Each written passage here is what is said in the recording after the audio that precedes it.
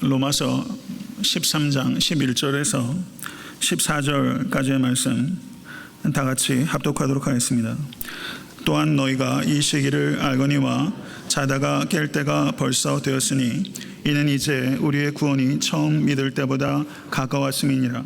밤이 깊고 낮이 가까웠으니 그러므로 우리가 어두움의 일을 벗고 빛의 갑옷을 입자.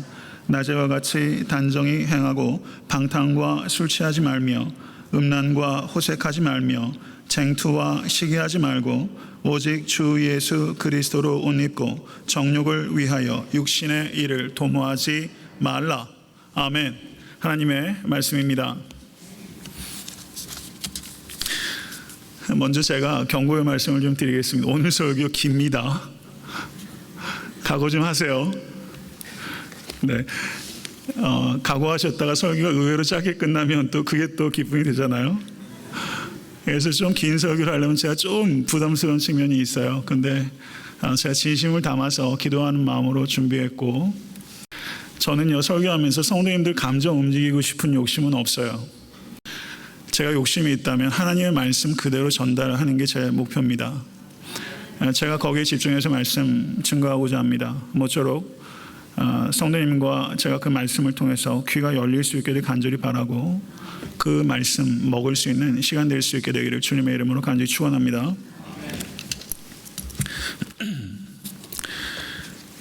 세계 곳곳에서 수많은 전쟁들이 지금도 일어나고 있고, 자연재해 소식이 끝이질 않습니다. 에너지와 식량의 위기가 계속 되고 있고, 에이즈와 신종 바이러스의 출몰이 되고 있고, 지금은 에볼라 공포로 아프리카뿐만 아니라 미국과 유럽 그리고 남미에까지 확산되고 있는 그런 시점입니다. 행성 간에 충돌이 있을지도 모른다는 이야기가 종종 신문지상에 떠오르고 있습니다. 세상 사람들도 지구는 언젠가는 끝이 날 것이다. 그리고 그 시기가 의외로 빨리 올 것이다. 세상 사람들도 그렇게 인정하고 있는 것 같습니다. 환경 위기 시기라는 말 혹시 들어보셨습니까? 일본의 아사히 글라스 재단이라는 곳이 있는데, 그곳에서 브라질 리우에 환경회의가 열렸던 것이 1992년인데 그때부터 전 세계 환경 전문가들에게 물어서 그 결과를 매년 9월에 발표하는 것이 환경 위기 시기입니다. 이 시기가 6시부터 9시 사이에 오게 되면 심각한 것이고, 9시에서 12시 사이에 오게 되면 매우 위험한 것입니다. 그런데 1996년 이래로 한 번도 9시 아래로 떨어지지 않는 지속적인 위험한 상태에 있다라고 보고되고 있고, 2013년도에 작년 9월에 발표된 결과는 9시 19분이라는 것입니다. 만약에 그 시계를 있는 그대로 저희가 받아들인다면 2시간 41분 뒤면 지구는 종말인 것입니다. 이러한 환경 전문가들의 견해에 대해서 학자들 간에도 많은 의견이 있을 수 있고, 아마 이 자리에 계신 분들도 액면 그대로 동의하기는 어려운 부분도 있을 수 있다고 봅니다. 그렇지만 공이 지금 매우 심각한 국면에 있다라는 것에 대해서는 이론의 여지가 있을 수 없다고 보는 것입니다. 이러한 종말의 위기감이 팽배하기 때문에 헐리우드 영화에서는 각종 재난 영화들이 속출하고 있습니다. 아마 제가 열관한 영화들 가운데 성도님들께서 보신 영화도 있을 것이라고 봅니다. 딥 임팩트라는 영화가 있고, 아마겟돈이라는 영화가 있었고, 투마로우라는 영화가 있었고, 지구가 멈추는 날이라는 영화 등등이 재난 영화입니다. 지구가 멈추는 날이라는 영화는 주된 내용이 이거라는 겁니다. 지구가 멸망하면 인간도 멸종하는데, 인간이 멸종하면 지구는 생존한다는 거예요. 참 역설적이죠. 이 지구가 만드는 이 수많은 문제들은 사실상 인간이 야기하는 것입니다. 몇 년 전에 애틀란타의 해운대라는 영화가 상영이 됐어요. 이것도 그와 같은 재난 영화의 일종이라고 볼 수 있을 것입니다. 얼마 전에 제가 한국에서 저 가까운 사람이 카톡을 보내면서 한국에 올해 말쯤에 북한으로부터 전쟁이 있을 것이다 라는 예언을 하는 사람들이 지금 있어서 교회가 매우 어지러운 상태에 있는 것 같습니다. 오죽하면 저한테 물어봤겠어요. 그 내용을 아직 제가 충분히 파악하지 못했지만 교회 역사 이래로 이단들은 항상 종말에 대해서 거짓된 가르침들을 전파해 왔습니다. 잘못된 비성경적인 예언이 범람합니다. 그들은 특정한 시간에 종말이 올 것이다 라고 얘기를 합니다. 이러한 이야기들은 굉장히 휘발성이 강해서 많은 사람들이 폭발적인 관심을 보이다가 정작 그 시간에 아무 일도 없으면 그 사람들은 어디론가 사라지고 사회 전반에 걸쳐서 상당히 큰 후유증을 남기는 일들이 지금 교회 역사 가운데 지속적으로 있었고, 제가 한국에 있을 땐 다미선교회가 얼마나 한국 사회를 어렵게 했는지 몰라요. 미국 사회에서도 휴고될 것이다 라는 얘기들을 하면서 이런 밀레니엄을 앞두고 굉장히 많은 혼란상들이 미국 사회에서도 있었죠. 이런 문제는 비성경적인 종말에 대한 예언들이 사람들을 미혹하고 그리고 그 일들이 실제 벌어지지 않고 넘어가는 일들이 반복됨으로 인해서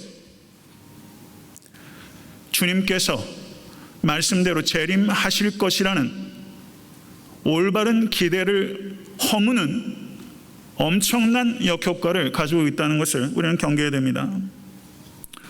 성도 여러분, 존 맥카서라는 목사님 아마 아시는 분들 많이 계실 것이라고 봅니다. 그분이 쓴 책 중에 재림, 다시 오실 주님의 약속이라는 책이 있는데 거기에 이런 내용이 있었어요.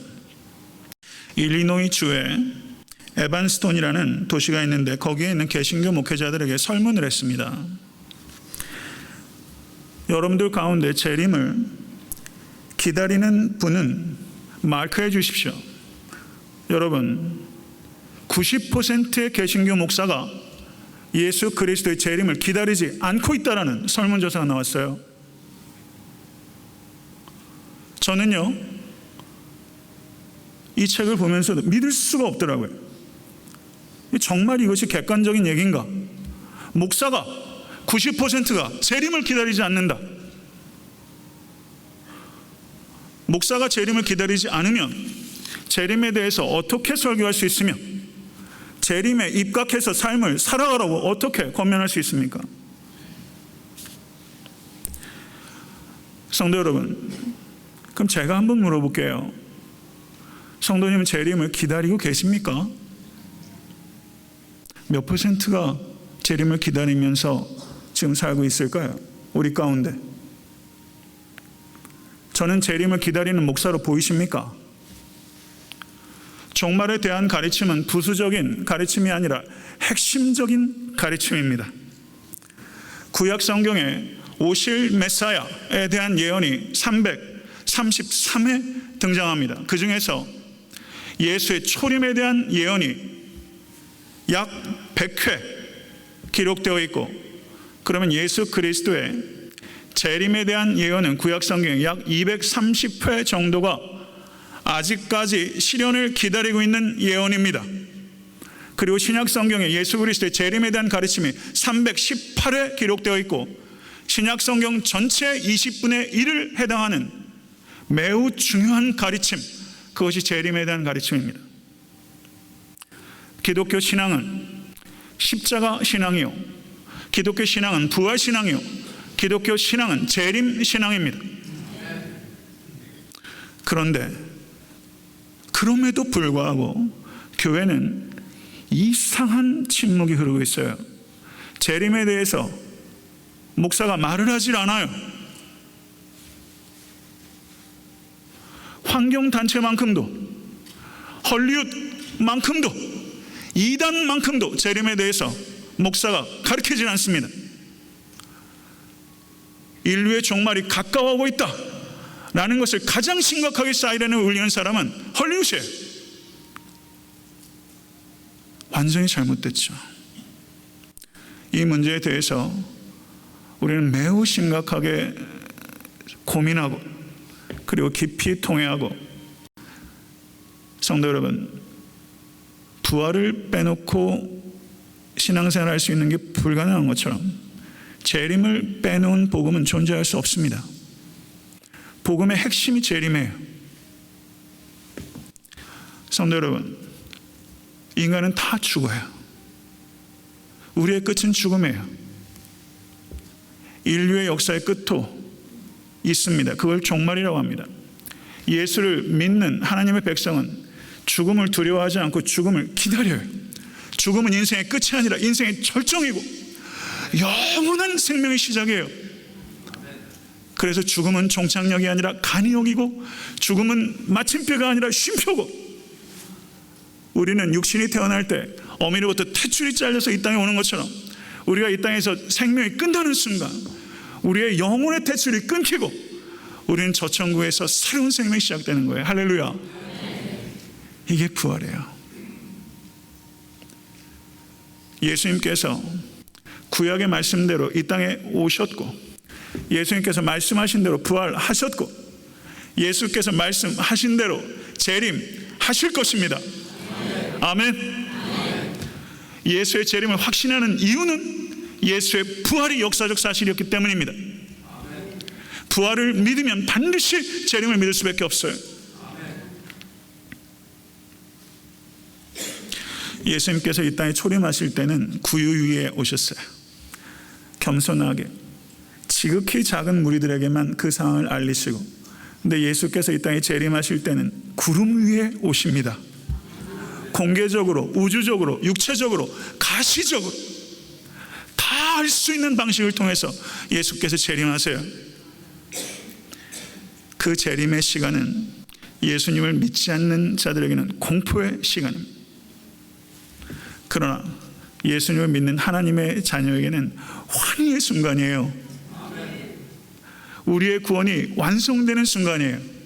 우리의 썩을 몸이 변해서 그리스도의 영광의 몸을 입게 되는 순간, 죄의 책임과 죄의 지배에서 자유로운 인간이 죄의 오염에서부터도 자유되는 순간, 참된 자유가 완성되는 순간, 그 순간이 바로 재림의 순간, 종말의 순간. 그래서 예수를 믿는 사람은 죽음을 두려워하지 않는 것처럼 예수를 믿는 사람은 종말을 두려워하지 않고 소망해요. 할렐루야. 아멘. 그럼 제가 또 한 번 질문을 던질게요. 그러면 재림을 믿으시고 기다리시고 선포하시고 준비하며 살고 계세요? 아멘. 만약에 그렇게 못 살고 계시다면 오늘 결단하세요. 로마서 13장 11절에서 14절은 로마서에 나오는 종말론에 대한 대표적인 가르침입니다. 로마서 12장 1회로 사도 바울께서는 인간이 맺을 수 있는 모든 관계들을 망라하면서 하나님과의 관계, 자신과의 관계, 성도와의 관계, 이웃과의 관계, 원수와의 관계, 국가와의 관계, 사도 바울은 철저하게 인간이 맺을 수 있는 모든 관계들을 다 망라하면서 우리가 어떻게 살아야 되는가에 대해서 가르쳤어요. 그 완성이 로마서 13장 10절입니다. 사랑은 율법의 완성이니라. 그리고 오늘 본문 말씀으로 연결되는 거예요. 12장 1절부터 13장 10절이 사람이 어떻게 살아야 하는가에 대한 가르치라면 13장 11절에서 14절은 사람이 왜 그렇게 살아야 하는가, 왜 그렇게 살아야 하는가에 대한 대답이에요.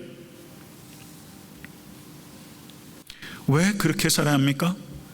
주님께서 재림하실 것을 믿고 소망하기 때문에. 이게 사도 바울의 대답이에요. 성도 여러분, 세상에서 예수님 모르는 사람들 중에서도 고상하고 인격적이고 도덕적인 사람들 많아요. 인간적으로 보면 썩 괜찮은 사람, 나보다 사실 훨 나은 사람 꽤 많아요. 저도 대학교 다니면 철학한도 개똥 철학 조금 했잖아요. 불교도 배우고 유교도 조금 배웠어요. 다른 철학과 종교에도 고상한 윤리가 있어요. 성경에 나오는 윤리와 상당히 흡사한 것도 있어요. 그렇지만 타 종교와 철학과 기독교가 말하는 윤리 사이에는 내용적인 차이도 있지만 가장 중요한 차이는 윤리의 내용이 아니라 윤리의 근거입니다. 기독교인의 윤리의 근거는 예수 그리스도의 재림입니다. 예수께서 심판주로 영광 가운데 권세를 가지고 이 땅에 오실 것이기 때문에 모든 사람이 그 앞에 하나도 가림이 없이 설 것이기 때문에 재림을 믿는 성도는 거룩하고 흠이 없이 파루지아, 종말의 파레시아, 담대함을 가지고 그 앞에 서게 되는 것입니다. 저는 에타나타 섬기는 교회 모든 성도가 예수께서 재림하실 때 부끄러움이 아니라 파레시아, 담대함을 가지고 파루지아, 종말을 맞이할 수 있게 되기를 간절히 축원합니다. 13장 11절 14절은 두 가지의 단락으로 전반부와 후반부로 나눌 수 있어요. 성경을 주의 깊게 관찰하는 습관을 가지십시오. 13장 11절에서 12장 상반절까지는 다시 한번 읽겠습니다. 또한 너희가 이 시기를 알거니와 자다가 깰 때가 벌써 되었으니 이는 이제 우리의 구원이 처음 믿을 때보다 가까웠음이니라. 밤이 깊고 낮이 가까웠으니. 여기까지는 문법적으로 말하면요, indicative, 직설법이에요. 서술해요. 여기까지는 지금이 어떤 때인지를 설명합니다. 그런데 그 뒤에 이어지는 내용, 그러므로 우리가 어두움의 일을 벗고 빛의 갑옷을 입자. 첫 번째 명령.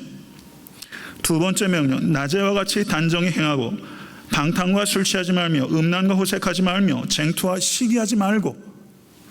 세 번째 명령, 오직 주 예수 그리스도로 옷 입고 정욕을 위하여 육신의 일을 도모하지 말라.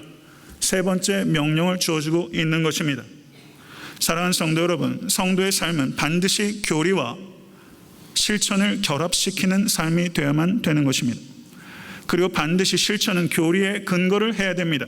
만약에 교리가 실천으로 이어지지 못하면 그것은 진리가 아니고, 만약에 실천이 교리에 기초하지 않으면 기독교가 아닙니다.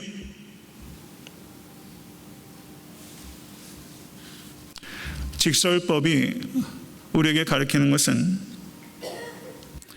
절 따라 하시죠. 지금은 잘 때가 아니라 깰 때다.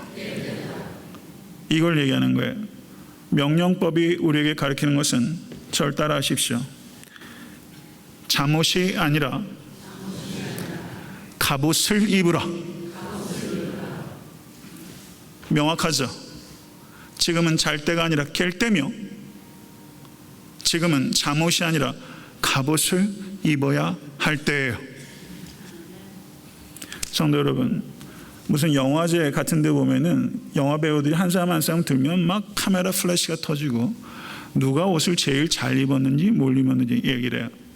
어떻게 옷을 입으면 잘 입는 거예요? 저 옷 잘 입어요? 어떻게 입으면 옷을 잘 입어요? 때에 맞게 입으면 잘 입는 거예요. 만약에 이 중에 잠옷을 입고 오는 사람이 한 사람들이 있다라면 아마 그 대단히 곤란한 일이죠. 지금은 잘 때가 아니라 깰 때고, 그렇기 때문에 지금은 잠옷이 아니라 갑옷을 입어야 할 때예요. 여러분, 이 중에 빛의 갑옷을 입고 있는 사람이 몇 명이에요? 그 영광스러운 빛의 갑옷을 입고 계십니까?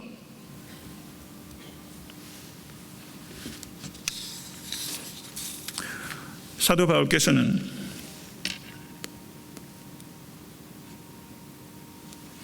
이렇게 말씀합니다.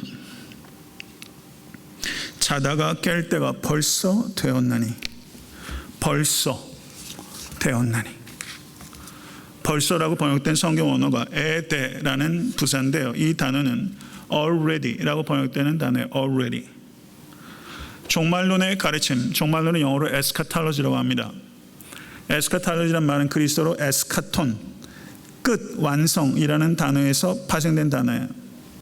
끝에 대한 가르침, 하나님 나라의 완성에 대한 가르침, 그게 에스카탈로지입니다. 그런데 종말론의 가장 중요한 핵심은, 영어 한번 해보실까요? Already not yet. 이젠 따라하라고 안 얘기해도 다 잘 따라하시네요. Already not yet. 다시 한번 따라해서, 이미, 그러나 아직. 종말론의 핵심적인 경고예요. Already not yet. 이미 그러나 아직. 이게 종말에 대한 관점이에요. 우리가 살고 있는 시대는 교회 시대입니다. 우리가 살고 있는 시대는 이미 already 시작된 종말과 not yet 아직 완성되지 않은 종말, 두 종말 사이를 살아가는 게 성도예요. 이거는 제가 아무리 강조해도 지나침이 없어요. already 시작된 종말과 not yet 아직 완성되지 않은 종말. 예수 그리스도의 초림으로 말미암아 하나님의 나라가 이 땅에 시작되었고, 예수 그리스도의 재림으로 말미암아 이 땅에 하나님의 나라가 완성됩니다. 우리는 already 시작된 종말과 완성될 종말 사이를 여행하는 존재예요. 성경은요, 우리가 살고 있는 이 시대를 이 악한 세대, 이 세대라고 표현합니다. This age라고 성경은 표현해요. 그러면 이 세대가 있으면 다음 세대가 있잖아요. 다음 세대를 the age to come, 오는 세대. 예수 그리스도께서 이 땅에 오심으로 말미암아 완성될 그 세대. 우리가 살고 있는 시대는요, this age와 the age to come, 오는 세대가 오버랩되는 시대예요. 따라오고 계십니까? 이 세대와 오는 세대가 중복되는 시대를 여러분과 제가 살고 있어요. 그러면 성도는 어떻게 사는가?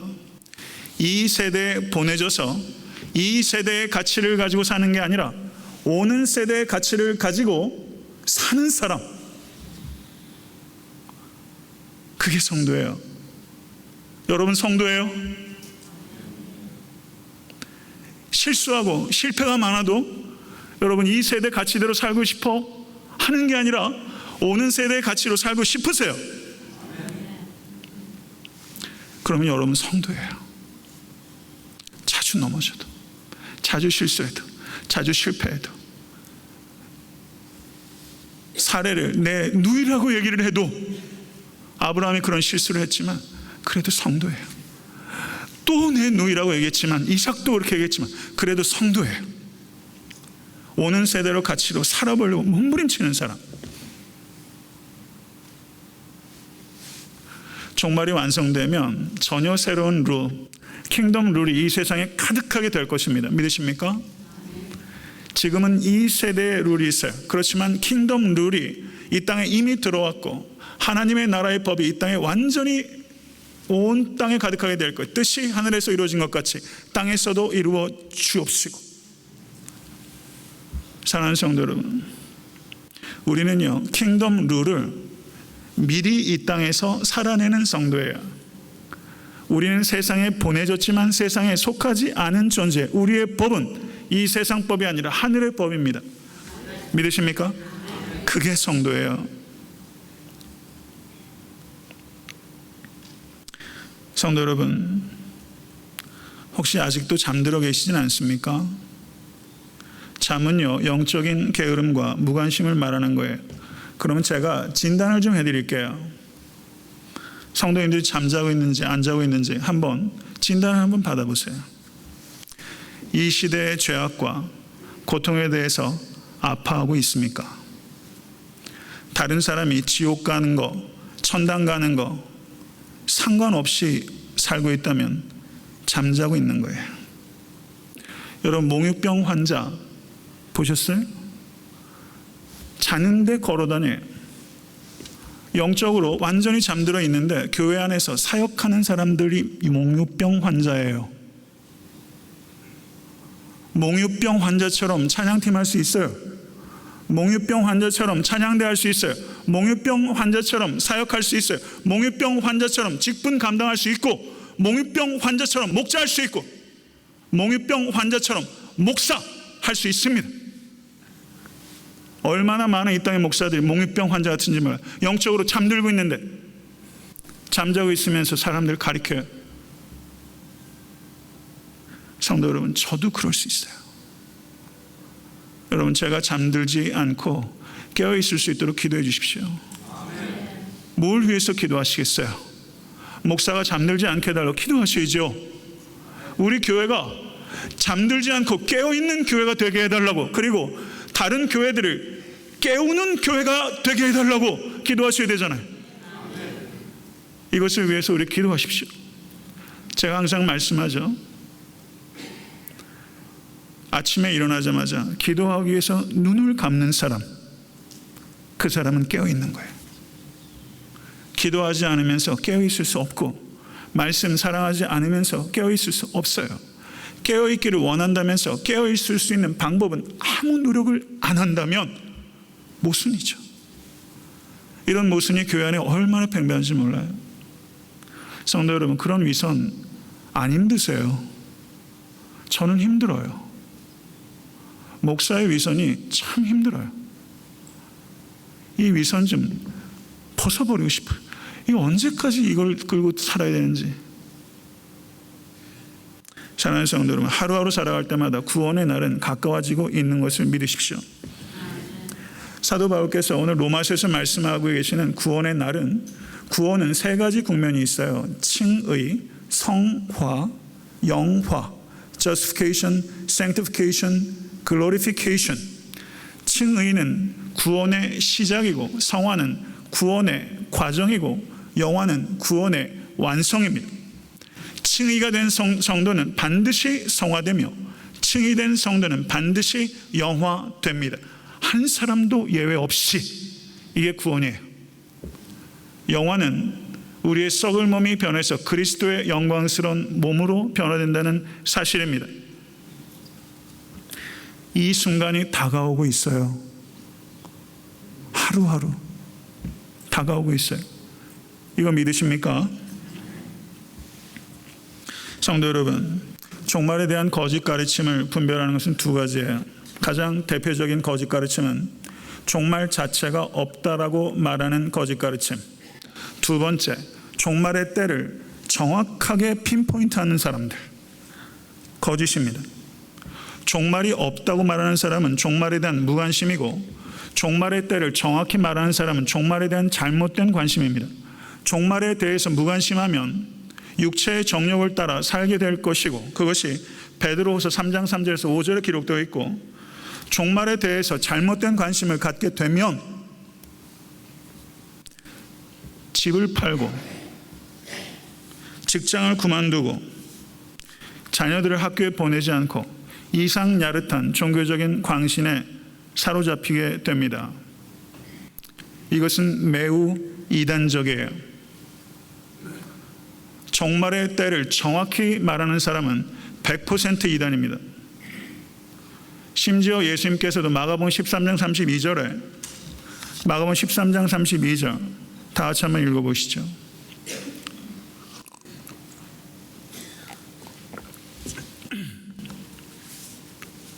마가복음 13장 32절. 그러나 그날과 그때는 아무도 모르나니 하늘에 있는 천사들도 아들도 모르고 아버지만 아시느니라. 아멘. 아들은 누구예요? 예수 그리스도. 예수 그리스도도 종말의 때를 몰라요. 이게 무슨 뜻이에요? 이게 수수께끼 같은 얘기 아니에요? 이 말은요, 예수님께서 성육신 하시면서 이 땅에 내려오실 때 예수님께서 자신의 무한하신 능력을 스스로 제한하셨다는 것을 의미하는 것입니다. 인간이거나 인간의 몸을 입고 오신 예수조차 이 땅에 거하실 때는 재림의 때를 모르세요. 이게 예수님의 말씀이에요. 예수님은 이런 부분에조차 자신을 제한하셨어요. 예수님은 지금 천국에 계십니다. 예수님께서는 지금 재림의 때를 알고 계실 거예요. 이 땅에 계실 때는 그 지식을 제한하셨어요. 예수조차 재림의 때를, 본인의 재림의 때를 나는 모르고 천부만 아신다 라고 얘기를 했는데, 하물며 일개 목사 나부랭이가 혹은 일개 신학자 나부랭이가, 여러분 거친 말 쓰는 거 용서하십시오. 그분들에 해당돼서 얘기하는 거예요. 재림의 때가 몇 월, 며칠, 몇 시에 있겠다 얘기하는 거 망측한 일입니다. 있을 수 없습니다. 종말의 때에 대해서 예수님께서 가르치신 집대성이 나온 게 마가복음 13장입니다. 올리브 디스코스라고 말해요. 감람산 강화. 거기에서 예수께서 종말론을 통해서 가르치신 건 두 가지예요. 저를 따라하십시오. 종말의 확실성, 종말의 때에 대한 불확실성. 예수님의 가르침을 13장 전체의 가르침은 두 가지예요. 종말의 때를 묻는 제자들에게 대해서 예수님께서 뭐라고 말씀하셨냐면 이거예요. 종말의 확실성, the certainty of Jesus' second coming.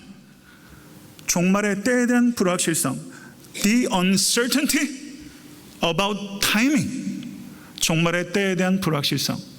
예수 그리스도는 확실히 오십니다. 믿으시면 아멘 하세요. 그런데 예수 그리스도께서 언제 오실지는 확실히 몰라요. 이게 주님의 가르침이에요. 이 두 가지만 분명히 붙잡고 있어도 여러분은 이단 사설로부터 스스로를 많이 지킬 수 있을 거예요. 그럼 예수님께서 종말론에 대한 감람산 디스코스에서 우리들에게 가르치는 내용은 무엇인가? 그것은 13장 9절을 보시면 조심하라, 13장 23절을 보면 삼가라, 13장 33절을 보시면 주의하라. 우리 번역은 다 다르게 번역했어요. 그런데 실제 성경어는요, 블레포, 똑같은 단어예요. 저는 왜 그렇게 번역했을지 잘 모르겠어요. 똑같은 단어를 같은 장에서 서로 다르게 번역하면서 괜한 오해를 불러일으킬 수 있어요. 블레포, watch 이런 뜻입니다. 보라는 거예요. 깨어있으라. 종말에 대한 예수님은 가르침은 종말에 대해서 바르게 이해하고 깨어 순종해라. understanding과 obedience, 이것이 종말에 대한 가르침의 예수님의 핵심을 여러분 우리는 알아야 됩니다. 사도 바울께서는 지금 이 마지막 때라는 것을 이야기하셨고 12절 중반에 그러므로 라고 말하면서 이제 교리에 근거해서 명령으로 전환합니다. 때를 아는 것만으로 불충분하기 때문에 때에 맞는 옷을 입어야만 되는 것입니다. 여기에는 세 가지 명령들이 연이어 이어집니다. 사도 바울께서는 어두움의 옷을 벗고 빛의 갑옷을 입자라고 말했어요. 어둠의 옷을 벗고라고 했을 때 그 벗고라는 단어가 아포티세미라는 단어인데 이 단어는요, 우리가 그냥 옷을 벗는 것처럼 그런 가벼운 의미가 아니에요. 이거는요, 감옥에 쳐넣다, 축출하다, 출교하다 이런 뜻이 있어요. 요한복음에 나타나는 아포티셈의 용례는 다 출교에 관계된 거예요. 날 때부터 소경된 자가 출교당했죠. 그때 그 단어가 아포티셈입니다. 그러면 우리가 어두움의 옷을 벗어버리는 것은 벗었다가 언제 다시 입을 수 있도록 하는 정도의 것이 아니라 감옥에 쳐넣고 출교하는 것처럼 완전히 끊어버리는 것을 말하는 것입니다. 그러한 단호한 의지를 가지고 옛 본성을 쫓아내실 수 있는 사랑하는 모든 권속되실 수 있게 되길 주님을 간절히 축원합니다. 잠옷을 벗은 후에는 갑옷을 입어야 됩니다. 에베소서 6장 11절에 마귀의 계계를 능히 대적하기 위해 하나님의 전신갑주를 입으라 라고 말씀합니다. 성도 여러분, 우리의 대적은 사람이 아니라 사탄입니다. 종말론을 사탄에 적용해서 이해하자면 사탄은 이미 패배한 원수이지만 아직 멸망하지 않은 원수입니다. 이게 사탄에 대한 정확한 정의예요. 이미 패배한 원수지만 아직 멸망하지 않은 원수예요. 사탄은 여전히 교활하고 강력합니다. 사자처럼 협박하고 뱀처럼 유혹합니다. 협박과 유혹이 사탄의 두 가지 방책에 적을 알아야 적을 이기죠. 사탄을 과소평가하는 사람은 갑옷 없이 싸우는 무모함을 나타내고, 사탄을 과대평가하는 사람은 갑옷을 입어도 무서움에 사로잡힙니다. 사탄을 과소평가하지도 과대평가하지도 마세요. 우리의 승리의 원천은 하나님의 전신갑주에 있고 우리의 책임은 그 옷을 입고 사용하는 것입니다. 아멘. 영적 전쟁에 돌입하시고 승리하시는 모든 성도 되실 수 있게 되기를 간절히 바랍니다.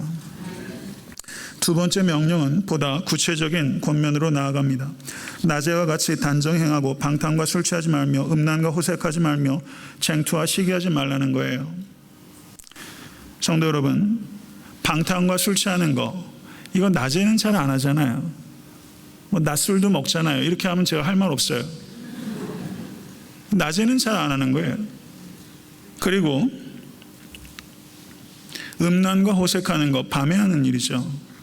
밤에 하는 대표적인 죄들 4개를 열거한 다음에 쟁투와 시기하는 거, 쟁투하고 시기하는 건 낮밤이 없이 싸우잖아요. 그런데 쟁투와 시기를 여기에 붙인 이유는 로마 교회와 모든 교회에 항상 있는 문제가 쟁투와 시기이기 때문입니다. 이것이 인간의 대표적인 6가지 죄예요. 우리 죄예요. 내 죄예요. 아니에요? 여러분 죄 아니에요? 한국 사회가 얼마나 술에 취해 있는지 OECD에 가입한 30개국 중에서 제일 술 소비가 많고 주류 시장이 매년 폭발적으로 성장하고 있고 술 취한 일들 때문에 치르는 사회적 비용이 약 17조 원이 들어가는 나라가 대한민국이에요. 술독에 빠진 사회라는 표현이 신문지상에 많이 등장하고 있어요. 외국 사람들의 눈에 비치는 한국은 술이 없으면 안 친해지는 거예요. 술 많이 먹는 게 자랑인 사회예요.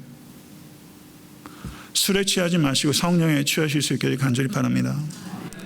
음란이라는 단어가 코이테라는 단어인데 이 단어가 가지고 있는 어원적인 의미는 금지된 침대예요. 금지된 침대. 호색은 아셀게이아라는 단어인데 성경 언어가 우리에게 정확히 전달해주는 의미가 있기 때문에 제가 말씀드리는 겁니다. 다른 사람 이목이나 생각 같은 건 아랑곳하지 않고 내 육체의 욕구만 충족이 되면 부끄러움을 무릅쓰고 하는 행동, 그게 아셀게이아, 호색입니다. 이번에 한국의 국정감사가 국회가 어렵게 열려가지고 시작됐잖아요. 여러분 한국 신문 덜어 보신 분들은 아시겠지만 한국의 국정감사하다 모 국회의원이 여자의 비키니를 보다가 그게 사진 찍혀가지고 창피당한 거 아세요? 모르세요? 그게 매년 국정감사 때 있어요. 그거 보면서 남자 성도님도 어떻게 생각하셨어요? 우린 예외일까요? 요즘은요, 잘못된 침대, 금지된 침대를 의미하는 게 음란인데 요즘은 음란이 남자들의 문제만이 아니에요. 여자들의 문제이기도 해요. 한국 사회가 아닙니까? 여자친구, 남자친구 하나쯤 다 있다고 그래요. 한국 사회가 그렇잖아요. 아니에요? 우리가 명확하게 봐야죠. 한 성도가 목사님한테 와서 상담을 해요. 목사님, 육체의 정욕이 조금도 일어나지 않게 기도해 주세요. 그랬더니 목사님이 기도하자고 그랬어요. 하나님, 이 형제를 죽여 주시옵소서. 죽기 전에는요, 육체의 정욕이 죽지 않는 거예요, 이게. 아, 이 고달픔이란. 고달프잖아요. 이 생각은 어떨 때는 내 뜻대로 잘 안 되잖아요. 성화를 이루어가는데 육체의 정욕이 참 큰 산이에요. 안 그래요? 그러나 성도 여러분, 이길 수 있습니다. 그리스도인의 자유는 방종이 아니라 절제입니다. 성의 자유를 얘기하면서 한국사회 자유부인이라는 소설이 등장하고 그랬었죠. 그 소설 쓰신 분이 제 친구 할아버지예요. 그러면서 미니스커트 막 들어오고 윤복희 씨 내려오고 그럴 때가 이제 그때인데 그 뒤로부터 얼마나 많은 일들이 들어오면 성의 자유가 굉장히 이제 보편적인 이해가 됐는데 성의 자유입니까? 성의 노예입니까? 성의 자유는 거짓말이에요. 성의 노예입니다. 인간의 육체는 하나님의 영이 거하시는 거룩한 성전입니다. 사도 바울께서는 에베소서 5장 5절에 음행하는 자나 더러운 자나 탐하는 자 곧 우상 숭배자는 다 그리스도 하나님 나라의 기업을 얻지 못한다라고 무서운 경고를 정직하게 하고 있어요. 육체를 섬기는 것은 자기 감각을 섬기는 우상 숭배입니다. 에베소서 5장 3절에 음행과 온갖 더러운 것과 탐욕은 너희 중에서 그 이름이라도 부르지 말라. 이름이라도 부르지 말라라는 뜻은 고대 격언에 행하는 것이 금해진 것은 말하는 것도 금해져야 한다라는 말이 있어요. 음행이 행하는 것이 금해지는 것이라면 음행에 대해서는 말하는 것도 금해져야 된다는 뜻입니다. EDPS라고 그러죠. EDPS 잘하는 분들이 있어요. 제가 교회에서 어디 차를 몰고서 뒤에 성도님들 모시고 가면 EDPS 뭔지 아시죠? 음담패설 걸쭉하게 잘하는 권사님들 많이 있더라고요. 제가 아주 낯이 뜨거워가지고 깔깔깔깔거리면서 EDPS 얼마나 잘하는지 몰라. 목회자들 중에서 EDPS 잘하는 사람들이 있어요. 성도 여러분, 목장 모임에서 EDPS 하지 마세요. 이름이라도 부르지 말라. 왜냐면요, 자꾸 말하면 허물어져요. 경각심이 무뎌져요. 그래서 하지 말라는 거예요. 그러면요, 성도 여러분, 우리가 이렇게 질문할 수 있죠.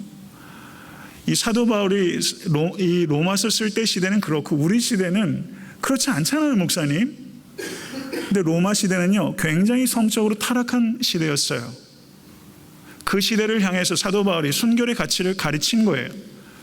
이 시대에 우리는 문화에 휩쓸려가는 사람이 아니라 이 악한 세대를 본받지 아니하고 거룩하신 하나님의 뜻을, 온전하신 뜻을 구현해내는 공동체가 교회예요.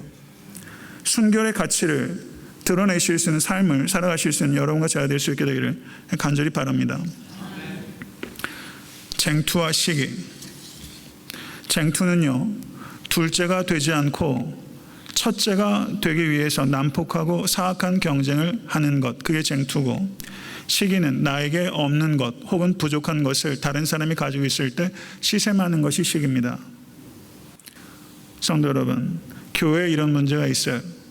교회에서도요, 내가 하는 사역을 꼭 제일 잘해야겠다라는 생각 버리세요. 교회에서도 찬양 사역자들 간에도, 목회자들 간에도, 부목사님들 간에도 성도 여러분, 경쟁할 수 있어요. 그거 피하셔야 됩니다. 우리는 하나님의 나라라는 큰 틀에서 이해를 해야 돼요. 다른 교회가 부흥하면 배가 아파요. 다른 교회가 부흥하면 기뻐하고, 하나님의 나라가 확장되는 것을 가지고 기뻐할 수 있는 도량을 키워야 돼요. 밴댕이 소갈딱지 좀 넓히십시오. 성도 여러분, 여러분이 실패하면 10사람이 동정합니다. 근데 여러분이 성공하면 1000명이 시기예요. 아니에요? 사람이 그래요. 얼마나 시기가 많은지 몰라요. 우리가 하나님 나라 일을 하면서 시기하면 안 됩니다. 선교사들끼리 각축해요. 같은 지역에 있는 목사들끼리 각축해요. 저는 애타한테 섬기는 교회가 이 열차 위에 타고 싶은 생각 눈꼽만치도 없어요. 내리십시다. 그런 경쟁 관계에서 내려요. 우리가 원하는 것은요, 하나님 나라예요. 마지막 명령은 이제 빛의 갑옷을 입으라고 했던 이 바울이 마지막으로 최종적으로 이제 옷 한 벌을 바꾸는 게 아니라 아예 깡그리 그리스도를 옷 입으라. 그리스도를 입으라. 그리스도를 입으라는 게 뭐예요? 말할 때나 행동할 때나 그리스도가 묻어나게 살라. 그게 그리스도를 옷 입으라는 거예요. 인생의 목표는 뭐겠어요? 말과 행동으로 그리스도의 형상을 빚어가는 게 인생이에요. 믿으세요? 빚고 계세요? 아멘. 아멘. 그렇게 되시길 간절히 축원합니다. 그 제 딸아이가 유치원 같은 데를 다니면서 진흙 같은 거 가지고 뭘 만져요. 애가 얼마나 정성껏 만지는 뭘 도와주질 못해요. 자기가 하겠다고. 걔가 만들어 놓은 게 형편없어요. 이 세상 떠날 때 3살짜리 제 딸이 만들어 놓은 것 같은 형상, 그거 그리스도의 형상이라고 남기고 하나님께로 가고 싶으세요? 그 유치한 흙장난 하다가 이 세상 떠나고 싶으세요? 그리스도의 영광이 얼마나 큰데, 그리스도의 그 장성한 분량에 이르기까지 성도 여러분 잘하셔서 작품 남기세요. 육체적 필요를, 우리에게 육체적 필요가 있다는 것을 아세요. 육체적인 필요를 구하는 거, 얻는 거 죄 아닙니다. 그런데 성경에서 우리가 도모하지 말아야 될 것은 육체의 죄된 욕구예요. 그것을 도모하지 말라라는 것은 냉혹하게 거절하라는 뜻입니다. 육체의 죄된 욕구는 아주 쌀쌀하게 돌이키세요. 그렇게 하시겠어요? 팽 하고 육체의 죄된 욕구가 들어오면 여자분들은 잘하시겠네. 아주 쌀쌀맞게 육체의 죄된 욕구에 대해서는 아주 냉정하게 돌이키세요. 말씀을 맺습니다. 종말의 때에 대해서는 청동 거울을 보는 것 같이 희미하다라고 말했어요. 종말의 세부적인 국면이 너무 분명하게 말하는 사람, 이단이에요. 사도 바울께서는 우리가 이제는 거울로 보는 것 같이 희미하나 그때는 얼굴과 얼굴을 대하여 볼 것이요. 종말의 모든 국면이 드러날 거예요. 그러면 우리가 보는 건 희미하게 봐요. 그런데 희미하게 보지만 그게 페이크는 아니잖아요. 희미하게 보지만 잘못된 게 아니에요. 그럼 우리가 보는 게 뭐예요? 예수님은 성육신하신 하나님의 아들이시오. 예수님을 주와 그리스도로 영접하는 순간 우리는 본질상 진노의 자녀에서 하나님의 자녀가 되었고, 예수님께서 이 땅에서 우리에게 보혜사 성령님을 보내주셔서 우리가 성령께서 내 안에 내주하고 계시고, 그 성령께서 나를 도와서 그리스도를 닮아가게 하고 계시고, 말씀대로 예수께서 이 땅에 오시는 그 순간 우리의 육체가 예수 그리스도의 영광스러운 몸을 입고 아브라함에게 주어진 그 모든 언약의 후사의 상속자가 되어 영원토록 하나님과 저 천국에서 거룩한 백성으로 행복하게 살게 될 거예요. 이게 아는 거예요. 이거를 성도님들의 삶의 자리에 대응하세요.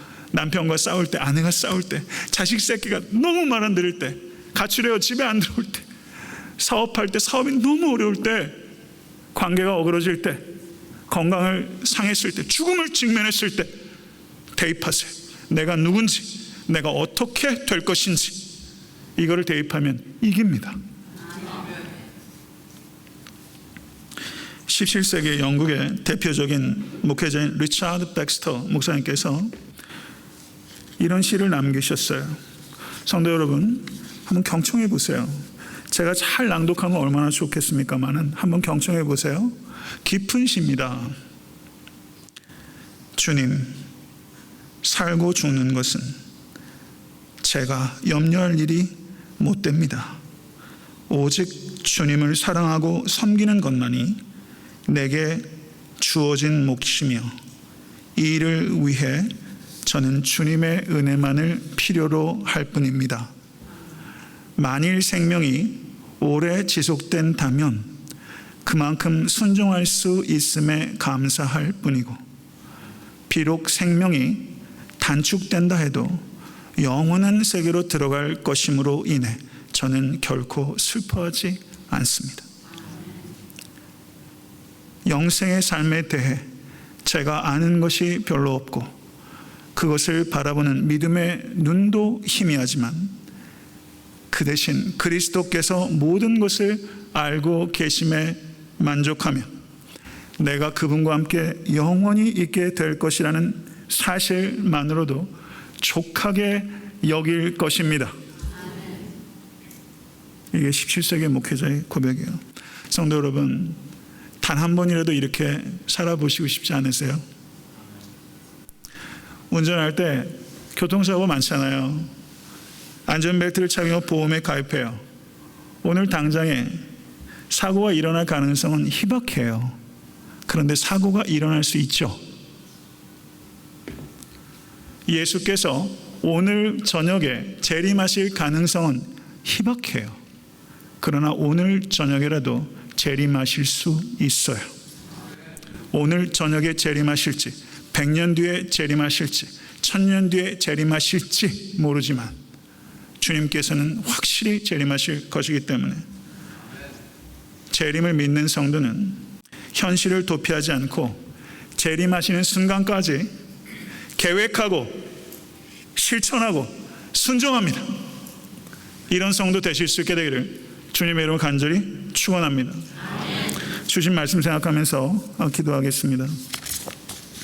재림도 기다리시는데 설교 좀 길었다고 못 기다리실 거 없으시죠? 기도하겠습니다. 존귀하신 주님, 우리들에게 기다림을 주시니 참으로 감사합니다. 아무것도 기다릴 것 없이 살아가는 불행한 사람들 너무 많고 헛된 것 기다리면서 살아가는 사람은 얼마나 많습니까? 그러나 아버지 하나님, 우리에게 재림의 기다림을 허락하여 주시고 그 기다림의 시간 동안 아무것도 안 하며 기다리지 않고 주의 백성으로 하나님의 나라의 확장을 위해서 성령을 의지하며 씨름하며 기다릴 수 있도록 인도해 주시니 참으로 감사합니다. 오늘 주의 종이 혹여나 잘못 전한 것 있다면 하나님 가려주시기를 원하며 이 자리에 계신 모든 성도님 한 사람도 빠짐없이 재림의 신앙을 가질 수 있도록 인도해 주시고 종말의 때를 두려워하지 않고 소망 중에 기다리며 아버지 하나님 거룩하고 흠이 없이 살기 위해서 성령을 의지하고 아버지 하나님 십자가와 부활과 재림의 복음을 하나도 결여하지 않고 성령 안에서 담대하게 확장하는 성도가 될 수 있도록 주여 인도해 주시며 성도들의 삶에 풍성한 열매가 있어서 세례 요한이 예수 그리스도의 초림을 증거했던 것처럼 우리도 세례 요한처럼 예수 그리스도의 재림을 증거하며 아버지 하나님 광야에서 가죽옷을 입고 메뚜기와 석청을 먹으며 단순하고 깨끗한 삶을 살았던 세례 요한처럼 우리도 단순해지게 하여 주시옵소서. 우리 주 예수 그리스도 이름으로 간절히 기도드려 싸움나이다. 아멘.